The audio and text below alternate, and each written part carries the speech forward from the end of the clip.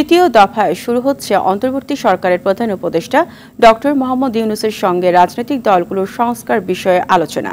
আজ দুপুর 2:30টায় রাষ্ট্রীয় অতিথি ভবন যমুনায় বিএনপির সঙ্গে বৈঠক দিয়ে শুরু হবে সংলাপ। বিকেল 3টায় জামায়াতে ইসলামী, 3:30টায় গণতন্ত্র মঞ্চ এবং 4টায় বাম গণতান্ত্রিক জোট, 4:30টায় হেফাজতে ইসলাম, 5টায় ইসলামী আন্দোলন বাংলাদেশ, 5:30টায় এবি পার্টির সঙ্গে সংলাপ করবেন প্রধান উপদেষ্টা। 6 সংস্কার কমিশন গঠনের পরপরই রাজনৈতিক দলগুলোর সঙ্গে সংলাপে বসছেন ডক্টর ইউনূস। সর্বশেষ গেল 31 আগস্ট সংলাপে রাজনৈতিক দলগুলোর সাথে মতবিনিময় করেন প্রধান উপদেষ্টা। এবারের সংলাপে প্রাধান্য পাবে রাষ্ট্রীয় সংস্কার ও নির্বাচনের রোডম্যাপ ইস্যু।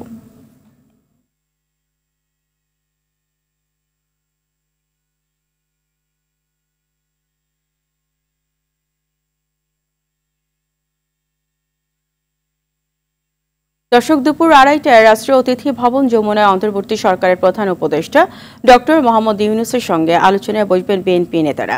সেখানে রয়েছেন সহকর্মী আশিকুল আলম। তার কাছ থেকে জেনে নেব সর্বশেষ পরিস্থিতি।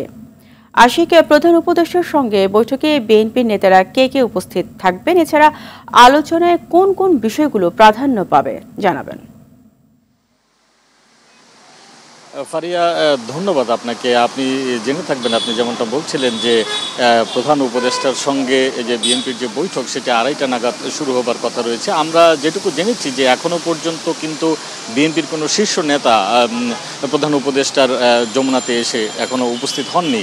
এবং আমার জানা মতে যেটুকু আমরা জেনেছি কিছুক্ষণ আগেই বিএনপির একজন নেতার সাথে আমার কথা হয়েছিল, তিনি যেমনটা বলছিলেন যে 6 সদস্যের একটি প্রতিনিধি দল প্রধান উপদেষ্টার সঙ্গে বৈঠকে বসতে পারেন, এমনটি কিন্তু তিনি আভাস দিয়েছেন। এবং সেখানে দেশের সার্বিক পরিস্থিতি নিয়ে আলোচনা হবে, যেখানে আইনশৃঙ্খলা পরিস্থিতি এবং নির্বাচন এবং এখনকার সময়ে যে দেশের যে সার্বিক পরিস্থিতি সেগুলো নিয়ে আলোচনা হতে পারে, এরকমটা তিনি ইঙ্গিত দিয়েছেন। তবে কিছুক্ষণ আগে মির্জা ফখরুল ইসলাম আলমগীর রাজধানীর ইঞ্জিনিয়ারিং ইনস্টিটিউশনে একটি শিক্ষক সমাবেশের একটি আলোচনা সভায় সেখানে তিনি একটি ইঙ্গিত দিয়েছেন যে ডক্টর ইউনূসের সরকারকে তারা এটুকু সময় দিতে চান, যে যৌক্তিক সময়টা এরকম যে নির্বাচনের পরিবেশ তৈরি হওয়া যতক্ষণ না পর্যন্ত না হয় সেই সময় পর্যন্ত সেটুকু সময় তারা দিতে চান, এমন একটি ইঙ্গিত কিন্তু বিএনপি মহাসচিব দিয়েছেন। সে পাশাপাশি আরেকটি বিষয় তিনি বলেছেন যে রাষ্ট্রের সংস্কারের ক্ষেত্রে যে কমিটি গঠন করা হয়েছে তাদের সংস্কারের ক্ষেত্রে যে ধরনের কার্যক্রম পরিচালনা করার জন্য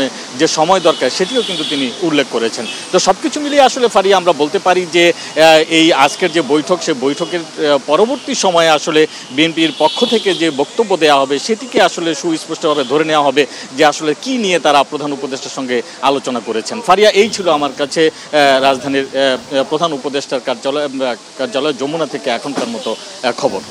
আপনাকে ধন্যবাদ।